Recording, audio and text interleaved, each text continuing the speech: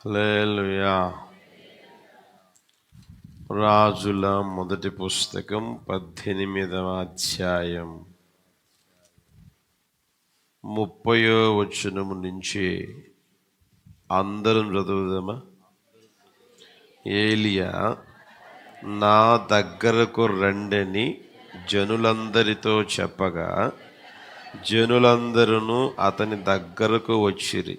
అతడు క్రింద పడద్రోయబడి ఉన్న యెహోవా బలిపీఠమును బాగు చేసి యెహోవా వాక్కు ప్రత్యక్షమై, నీ నామము ఇశ్రాయేలగునని వాగ్దానము నొందిన యాకోబు సంతతి గోత్రముల లెక్క చొప్పున 12 రాళ్లను తీసుకుని ఆ రాళ్ల చేత యెహోవా నామమున ఒక బలిపీఠము కట్టించి దాని చుట్టూ 2 మానికల గింజల పట్టునంత లోతుగా కందకం ఒకటి త్రవ్వించి కట్టెలను క్రమముగా పేర్చి ఎద్దును తునకలుగా కోసి ఆ కట్టెల మీద ఉంచి జనులు చూచుచుండగా మీరు 4 తొట్ల నిండా నీళ్లు నింపి దహన బలి పశువుల మీదను కట్టెల మీదను పోయుడని చెప్పాను. చాలు. ఏలియా రోజుల్లో జరిగిన సంఘటన లేదా సంభవం ఈ రోజున ప్రభు మనం చదువుకొనగలిగేటట్లుగా సహాయం చేశారు. ధ్యానించుకునేటట్లు కృప చూపును గాక. అక్కడ చాలామంది ఉన్నారు జనాలు. వాళ్ళందరినీ నా దగ్గరికి రండి అని పిలిచాడు. పిలిచిన తర్వాత జనులందరూ ఆయన దగ్గరికి వచ్చారు. వచ్చినప్పుడు ఏం చేశాడంటే ఆయన క్రింద పడద్రోయబడి ఉన్న యెహోవా బలిపీఠమును బాగు చేశాడు. తర్వాత వచనంలో ఉంటుంది, యెహోవా నామమున ఒక బలిపీఠము కట్టించాడు. అంటే బలిపీఠం పడద్రోయబడి ఉంది. క్రింద పడద్రోయబడి ఉన్న బలిపీఠాన్ని ఆయన కట్టించాడు, బాగు చేశాడు. బాగు చేసిన తరువాత దేవుని సన్నిధిలో ప్రార్థన చేశారు. ఏలియా దేవుని సన్నిధిలో ప్రార్థన చేశాడు. 36వ వచనం చూడండి. అస్తమయ నైవేద్యం అర్పించు సమయమున ప్రవక్త ఏలియా దగ్గరకు వచ్చి ఈలాగు ప్రార్థన చేసెను, యెహోవా అబ్రహాము ఇస్సాకు ఇశ్రాయేలు దేవా, ఇశ్రాయేలీయుల మధ్య నీవు దేవుడవై ఉన్నావనియు నేను నీ సేవకుడినై ఉన్నాననియు ఈ కార్యములన్నీయు నీ సెలవు చేత చేసిననియు ఈ దినమున కనబరుచుము. యెహోవా నా ప్రార్థన ఆలకించుము. యెహోవావైన నీవే దేవుడివై ఉన్నావనియు నీవు వారి హృదయములు నీ తట్టుకు తిరగజేయుదువనియు ఈ జనులు తెలుసుకున్నట్లుగా నా ప్రార్థన అంగీకరించుము. అతడు ఈలాగున ప్రార్థన చేయుచుండగా అగ్ని దిగి దహన బలి పశువులను కట్టెలను రాళ్లను బుగ్గిని దహించి కందకమందున నీళ్లను ఆరిపోజేసెను. అంతటా జనులందరూ దాన్ని చూచి సాగిలపడి యెహోవాయే దేవుడు, యెహోవాయే దేవుడు అని కేకలు వేశారు. క్రింద పడద్రోయబడి ఉన్న ఆ బలిపీఠాన్ని ఎప్పుడైతే కట్టి బాగు చేశాడో ప్రియమైన వారలారా, తరువాత ఆయన ప్రార్థన చేశాడు. ఎప్పుడైతే దేవుని సన్నిధిలో ప్రార్థన చేశాడో ఆ ప్రార్థన దేవుడు ఆలకించారు. ఆలకించడమే కాదు, జవాబిచ్చారు. అక్కడ జరిగిన కార్యాలు మనం చూస్తే దేవుని దగ్గర నుంచి అగ్ని దిగింది, దహన బలి పశువులను కట్టెలను రాళ్లను బుగ్గిని దహించింది, కాల్చివేసింది. అంత మాత్రమే కాదు, కందకమందున్న నీళ్లను కూడా ఆరిపోజేసింది. అంత మాత్రమే కాకుండా అవన్నీ కళ్ళతో చూసిన ఆ జనులందరూ సాగిలపడిపోయారు. సాగిలపడమే కాకుండా నిజమైన దేవుణ్ణి ఆ రోజున తెలుసుకోవడం, ఎరగడం జరిగింది ప్రియమైన వాళ్ళ. దాని అంతటికీ కారణం ఏంటంటే, క్రింద పడద్రోయబడి ఉన్న బలిపీఠాన్ని బాగు చేశాడు. క్రింద పడద్రోయబడి ఉన్న, ఎవరో పడద్రోశారు, ఎవరో ఆ పని చేస్తే ఆ పడద్రోయబడి ఉన్న బలిపీఠమును బాగు చేశారు. ఆయన కట్టించాడు, బాగు చేశాడు. బాగు చేసిన తరువాత ప్రార్థన చేస్తే ఆ ప్రార్థన ఆలకించిన దేవాతి దేవుడు ఏమండి గొప్ప కార్యాలు చేశారు. జనులందరూ యెహోవాయే దేవుడని తెలుసుకొనగలిగేటట్లుగా అక్కడ కార్యం జరిగింది. మన వ్యక్తిగత జీవితాలలో కూడా మనకై మనమే పడద్రోయబడి ఉన్న బలిపీఠాన్ని బాగు చేయాలి. ఆయనకి ఎవరు సహాయం చేయలే. ఎవరైనా సహాయం చేశారా ఏలియాకి? అతనికై అతనే పడద్రోయబడి ఉన్న బలిపీఠాన్ని బాగు చేశాడు. ఆయనకి ఎవరు సహాయం చేయలే, బాగు చేయమని కూడా చెప్పలా. అతనికి ఒక ఆశ పుట్టింది, అతనికి ఒక ఆలోచన వచ్చింది. వచ్చిన వెంటనే ఆ బలిపీఠాన్ని ఆయన బాగు చేసి ప్రార్థన చేస్తే అగ్ని దిగి వచ్చింది. ఏమండి, రాళ్ళని, పశువులను, కట్టెలను, బుగ్గిని దహించి వేసింది. ఆశ్చర్యమైన ఘనమైన గొప్ప కార్యాలు అక్కడ జరిగాయి. అంతకంటే గొప్ప కార్యాలు మన జీవితంలో ప్రభు చేయును గాక. నీవు అడిగిన దానికంటే, ఊహించిన దానికంటే, నీవు ఎదురు చూసిన దానికంటే ఆశ్చర్యమైన ఘనమైన కార్యాలు చేయాలని ప్రభు ఆశపడతా ఉండడం వాస్తవమే. అవి జరగాలి అనుకున్నప్పుడు మన వ్యక్తిగత జీవితంలో పడద్రోయబడి ఉన్న బలిపీఠాన్ని బాగు చేసుకునే స్థితిలోనికి రావాలి. ఎవరో బాగు చేయరు, ఎవరో కట్టరు. ఎవరిది వాళ్ళు కట్టుకోవాలి, ఎవరి ఆ జీవితాన్ని వాళ్ళు బాగు చేసుకోవాలి. ప్రియమైన వాళ్ళ బలిపీఠమును బాగు చేసుకునే స్థితిలోనికి వస్తే నా దేవుడు నీ కొరకు దాచి ఉంచిన, సిద్ధపరిచిన మేలులు అనుభవించేటట్లుగా చేయునుగాక. అలా చేయుటలో ఏమండి ఆయన సంసిద్ధుడిగా ఉన్నాడు, సర్వశక్తి కలిగిన దేవుడిగా ఉన్నాడు. ఏమాత్రం ఆయన ఏమండి వెనక్కి తగ్గేవాడు ఆయన కానే కాదు. నువ్వు పడద్రోయబడి ఉన్న బలిపీఠాన్ని బాగు చేసుకోగలగాలి. అది బలిపీఠము అన్నప్పుడు ప్రియమైన వాళ్ళరా మన వ్యక్తిగత జీవితాన్ని చూపిస్తుంది, లేదా ఆ కుటుంబాన్ని చూపిస్తుంది. ఇంకా మనం ఆలోచన చేస్తే ప్రార్థనా జీవితాన్ని కూడా చూపిస్తుంది. ఈ సాదృశ్యంగా చూపించబడిన మన జీవితాన్ని, లేదా మన కుటుంబాన్ని, లేదా ప్రార్థనా జీవితాన్ని ఏం చేసుకోవాలి అంటే బాగు చేసుకునే స్థితిలోనికి రావాలి. ఏమండి, ఇప్పుడు మనం ఉన్నామనుకోండి, నెరలి విడిచే అనుకోండి, అలా వదిలిపెడతామా? వదిలిపెట్టం. దాన్ని ఏం చేస్తాం? బాగు చేసుకుంటాం. క్రింద పడిపోయింది అనుకోండి, వండుతా ఉన్నాం, క్రింద పడిపోతే అలాగే వదిలేస్తామా? దాన్ని శుభ్రం చేస్తాం, బాగు చేసుకుంటాం. అది ఏదైనా కానీ బాగు చేసుకుంటాం. బాగు చేసుకునే స్థితిలోనికి రావాలి. ఎవరో బాగు చేస్తారు, ఎవరో ఏదో చేస్తారని అనుకోవడం ఏమండి అది వట్టి మాటలు. నీ వ్యక్తిగత జీవితాన్ని నువ్వు బాగు చేసుకోవాలి. నీ వ్యక్తిగత జీవితాన్ని, ఆ కుటుంబాన్ని నువ్వు బాగు చేసుకొని, నీ ప్రార్థనా జీవితాన్ని నువ్వు కట్టుకోవాలి. ఆయన బలిపీఠం కట్టినట్లుగా ఏమన్నా నువ్వు కట్టుకోవాలి. ఆయన బాగు చేసినట్లుగా నిన్ను నువ్వు బాగు చేసుకోవాలి. ఎవరో బాగు చేయరు ప్రియమైన వారలను. దావీదు మహారాజు ఒక మాట అంటాడు చూడండి, 17వ కీర్తన తీసారా? 4వ చరణం గమనించండి. మనుష్యుల కార్యముల విషయమైతే బలాత్కారుల మార్గముల తప్పించుకొనుటకై నీ నోటి మాటలను బట్టి నన్ను నేను ఆ స్థితిలోనికి రావాలి. నిన్ను నువ్వు బాగు చేసుకునే స్థితిలోనికి రావాలి. నిన్ను నువ్వు కాపాడుకునే స్థితిలోనికి రావాలి. నిన్ను నీవు ఏమండి కట్టుకునే స్థితిలోనికి రావాలి. ఎప్పుడైతే ఏమండి నీకొక ఆశ, నీకొక తలంపు, ఆలోచన కలుగుతుందో దానికి యేసయ్య సహాయము చేయునుగాక. హల్లెలూయా. అర్థమవుతుందా? ఆ కీర్తన మీరు గమనిస్తే, నీ నోటి మాటను బట్టి నన్ను నేను కాపాడుకొని ఉన్నాను అని అన్నమే కాకుండా 8, 9 చరణాలు కలిసి ఉంటాయి చూడండి.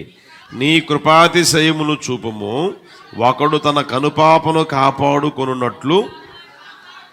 నన్ను నేను కాపాడుకుంటూ ఉన్నాను కాబట్టి నీవు కూడా నన్ను కాపాడు.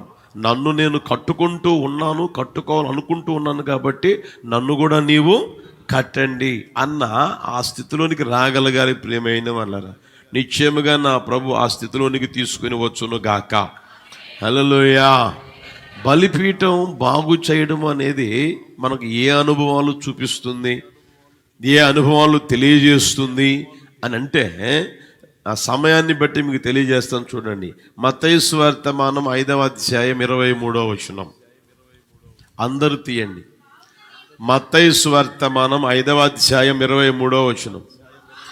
నీవు బలిపీఠము నొద్ద అర్పణము అర్పించుచుండగా నీవు నీ మీద నీ సహోదరునికి విరోధమేమైనను కలదని అక్కడ నీకు జ్ఞాపకం వచ్చిన ఎడల, అక్కడ బలిపీఠము ఎదుటనే నీ అర్పణము విడిచిపెట్టి మొదట వెళ్ళి నీ సహోదరునితో సమాధానపడుము, అటు తరువాత వచ్చి.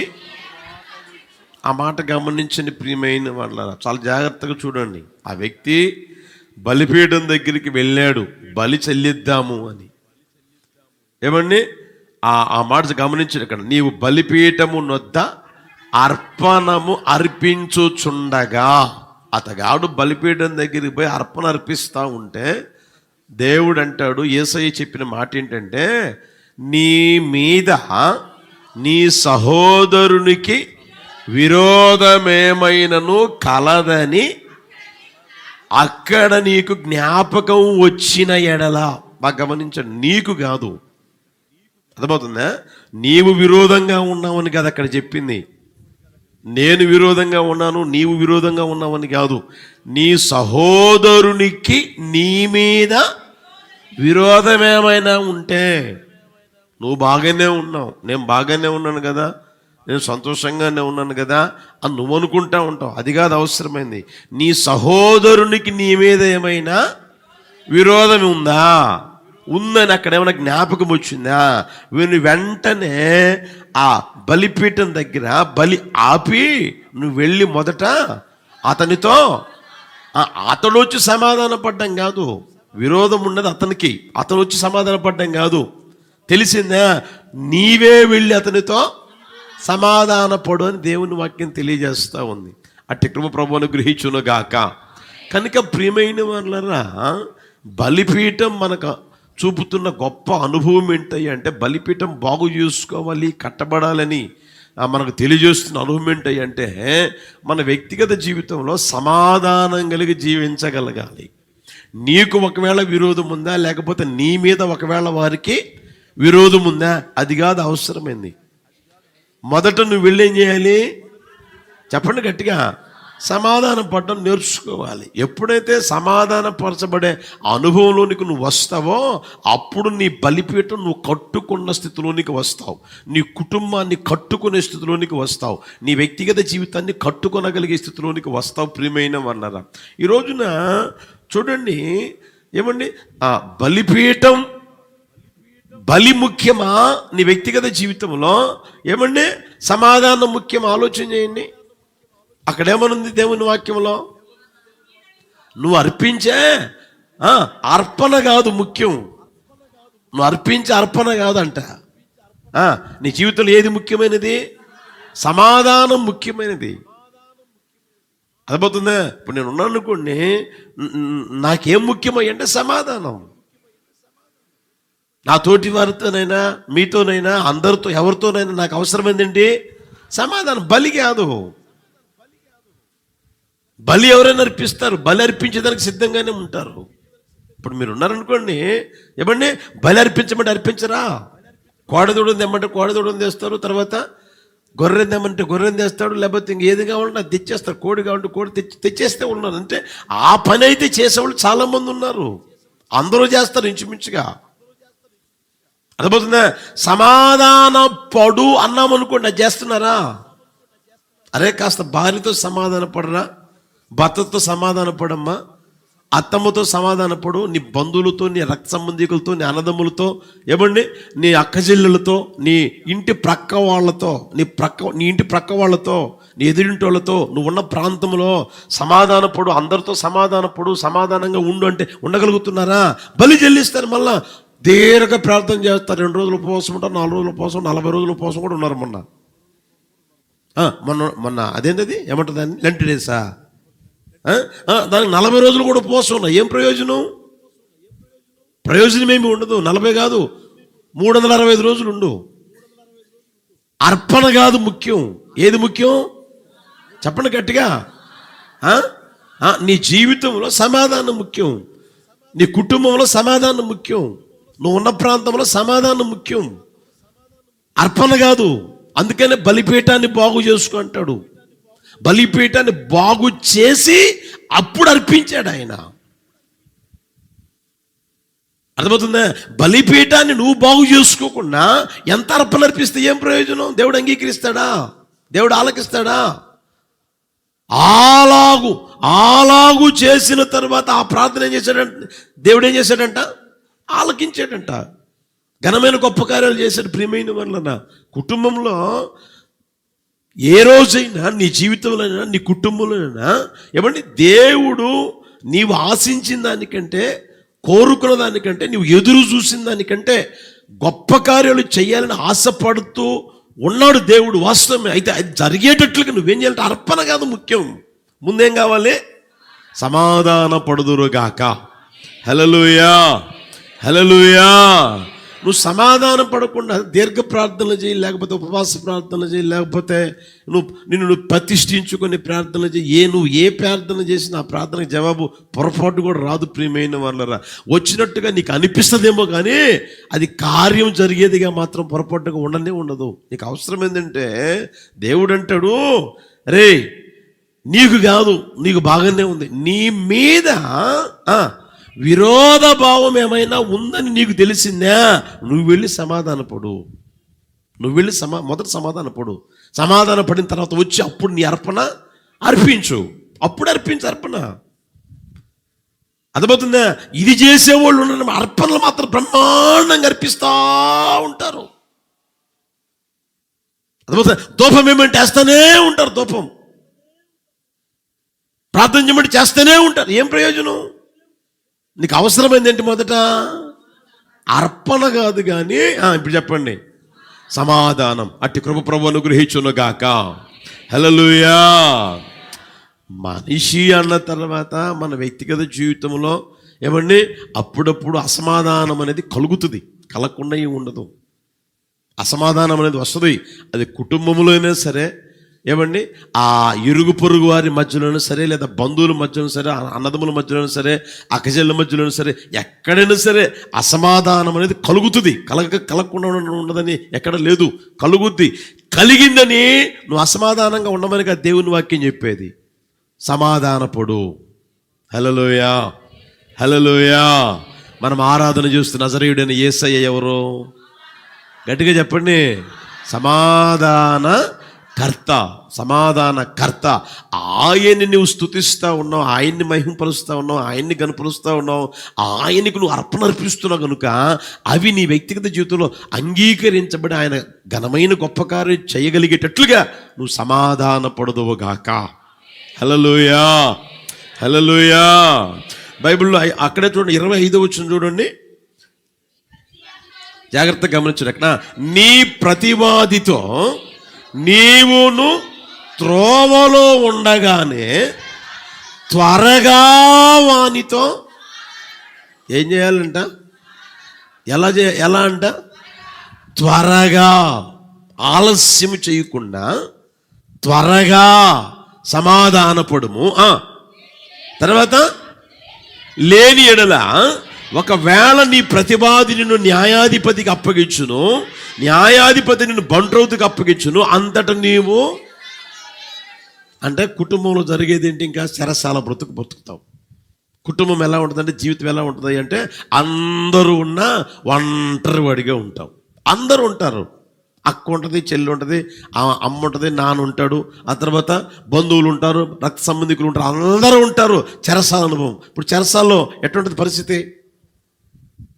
ఒంటరిగా, విడవబడిన వాడిగా, ఎవ్వరు లేని వారిగా, నీకు సహాయం చేసేవారు ఎవరు లేని వారిగా, నిన్ను పలకరించే దిక్కు లేని వారిగా, ఆ తర్వాత ఏదో సమయానికే అంత పెడతా ఉంటారు, సమయానికి అంత తింటా ఉంటారు, ఎవరిని ఆ తర్వాత నిద్రపోతూ ఉంటారు. అర్థమవుతుందా? అలాంటి బ్రతుకు నీకు అవసరమైంది. అలాంటి జీవితం, లాంటి జీవితం కాదు నీకు అవసరమైంది. అర్థమవుతుందా? అందరూ ఉండాలి, అందులో నీవు కూడా ఉందువుగాక. హల్లెలూయా. అందరూ బాగుండాలి, ఆ బాగున్న వారిలో నువ్వు ఉండాలి, నువ్వు కూడా ఉండాలి. అందరితో సమాధానం కలిగి ఉండాలి. నీకు కూడా ఏముండాలి? చెప్పండి గట్టిగా, సమాధానం కలిగి ఉండాలి. అది బ్రతుకంటే, అది జీవితం అంటే ప్రియమైన అన్నారా. అర్థమవుతుందా? మీరు చూడండి, ఆదికాండం 13వ అధ్యాయం 7వ వచనం. ఆదికాండం 13వ అధ్యాయం 7వ వచనం. అబ్రహాము పశువుల కాపరులకును లోతు పశువుల కాపరులకును కలహం పుట్టెను. ఆ కాలమందు కనానీయులు పెరిజీయులు ఆ దేశములో కాపురముండిరి. కాబట్టి అబ్రాహాము, మనము బంధువులము గనుక నాకును నీకును నా పశువుల కాపరులకును నీ పశువుల కాపరులకును కలహం ఉండకూడదు. ఈ దేశమంతా నీ ఎదుట ఉన్నది కదా, దయచేసి నన్ను విడిచి వేరుగా ఉండము. నీవు ఎడమ తట్టుకు వెళ్ళిన ఎడల నేను కుడి తట్టుకును, నీవు కుడి తట్టుకు వెళ్ళిన నేను ఎడమ తట్టుకును వెళ్ళేది నన్ను లోతుతో. బాగా గమనించండి ప్రియమైన వాళ్ళరా. చూడండి, లోతుకు అబ్రహాముకి ఏమైనా కలహం వచ్చిందా? చెప్పరేమండి, వచ్చిందా? వీళ్ళిద్దరు అన్నదమ్ములు కదా, వీళ్ళ కలహం ఏమైనా ఉందా? లేదే. జగడం ఉందా? లేదే. వీళ్ళిద్దరు బాగానే ఉన్నారు, వీళ్ళిద్దరు సంతోషంగానే ఉన్నారు, వీళ్ళిద్దరూ ఆనందంగానే ఉన్నారు ప్రియమైన వాళ్ళరా. అయితే ఇప్పుడు చూడండి, వాళ్ళ కాపరులు ఉన్నారంట. లోతు పశువుల కాపరులు ఉన్నారు, అబ్రహాము పశువుల కాపరులు ఉన్నారు. వాళ్ళు ఎక్కడో పశువులు ఏమంటే కాసుకుంటా ఉన్నారు.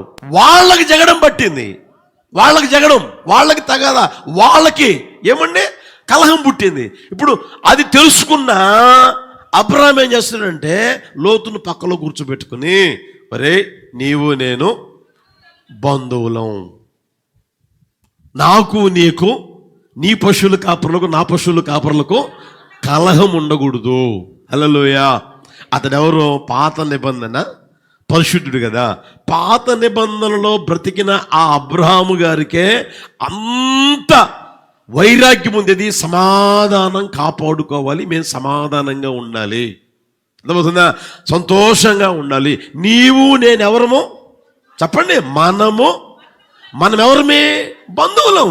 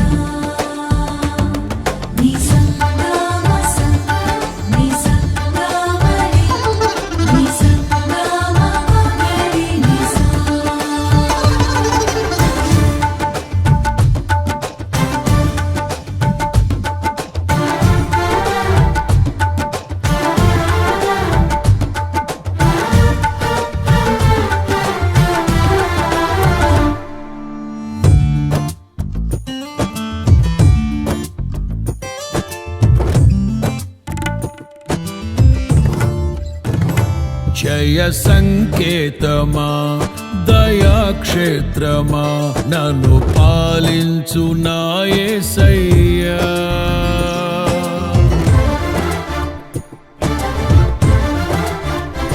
జయ సంకేతమా దయాక్షేత్రమా నన్ను పాలించు నా యేసయ్యా.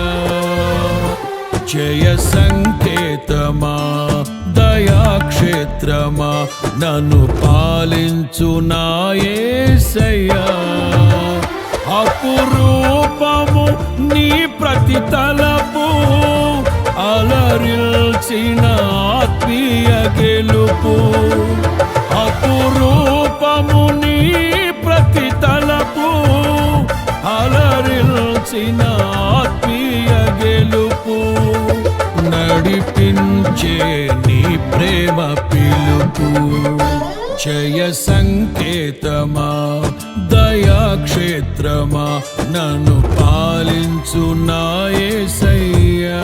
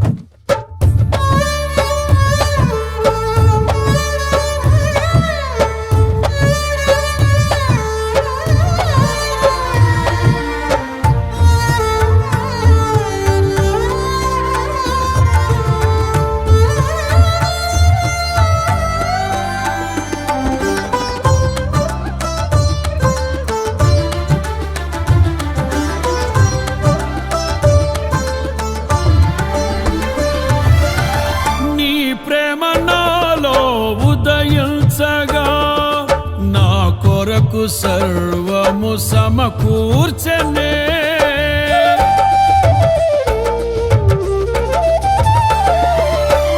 నీ ప్రేమ నాలో ఉదయించగా, నా కొరకు సర్వము సమకూర్చనే. నన్నేల ప్రేమించ మనసాయను, నీ మనసెంతో మహోన్నతము.